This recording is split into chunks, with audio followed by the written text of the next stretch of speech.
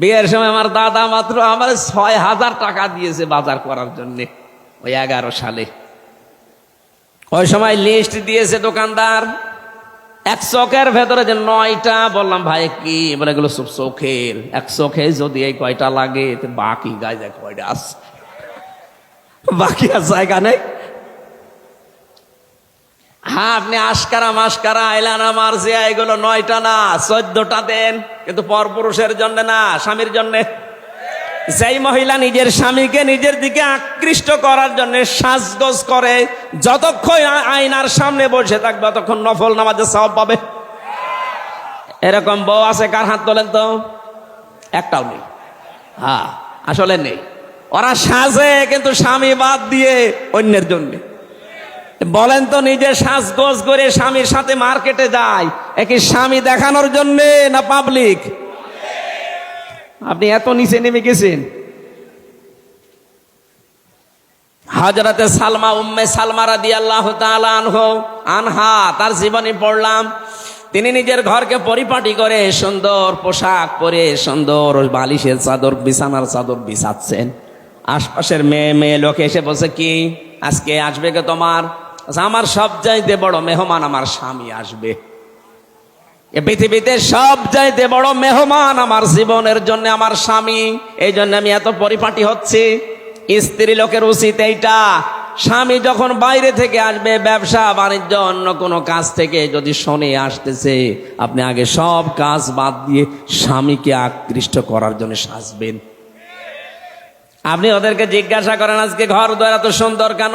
এ সুন্দর পরিপাটি, সুন্দর বিছানা। বলবে, কেন? তুমি জানো না আজকে লোক আসবে? তার মানে আপনি ওর কাছে লোক না, ওর লোক আছে দুলা ভাই। মেয়েরা যারা এসেছেন, আশা করছি এই তাবাররুজটা করবেন না। মেয়েরা যখন রাস্তাঘাটে আসবে, ওদের সাজগোজ যারা বাড়িয়ে দেবে, এদের জন্য জান্নাত হবে না।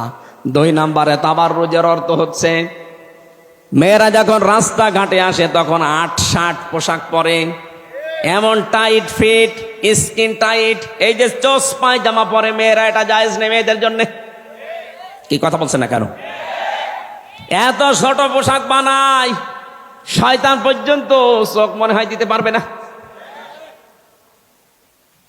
আমি বিশ্ববিদ্যালয়ে যখন পড়তাম ওই সময়ের কথা, ওই যে মজমপুর গোল চত্বরে একবার দেখি এক লোক বউ নিয়ে যাচ্ছে। সালাম দিলাম, জবাব দেওয়ার পরে বললাম, ভাই কে পেছনে?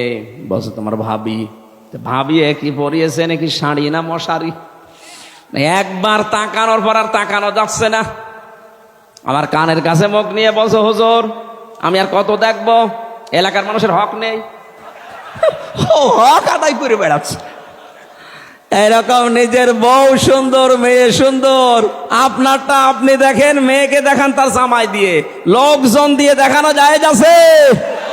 হ্যাঁ, এটা জায়েজ আছে কুকুরের জন্য আর শুকুরের জন্য। দেখবেন শুকুরের স্বভাব এইটা, কোন অনুষ্ঠানে গেলে নিজে এক জায়গায় বসে থাকে, আর ছেলে মেয়ে বউ যারা আছে সব ছেড়ে দেয় আল্লাহ রাস্তায়।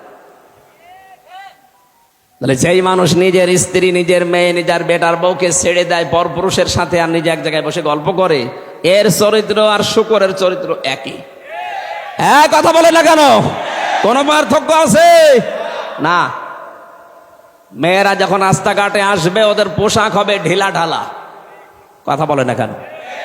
4 পিসের জায়গায় 3 পিস, এর মানে 2 পিস, এর মানে এখন 1 পিস। আমার মনে হয় বাবা চলতে থাকলে দেখবেন নেই পিস। তাবাররুজের 3 নাম্বার অর্থে পেয়েছি, মেয়েরা যখন রাস্তাঘাটে আসে তখন মাজা হেলে দুলে চলে, এটা জায়েজ নেই মেয়েদের জন্য। যে 3টা বললাম একটু মিলান তো। আমাদের ভেতরে কোন মহিলার যদি এই 3টার একটাও থাকে, জান্নাত দূরের কথা, জান্নাতের ঘ্রাণও আপনি পাবেন না।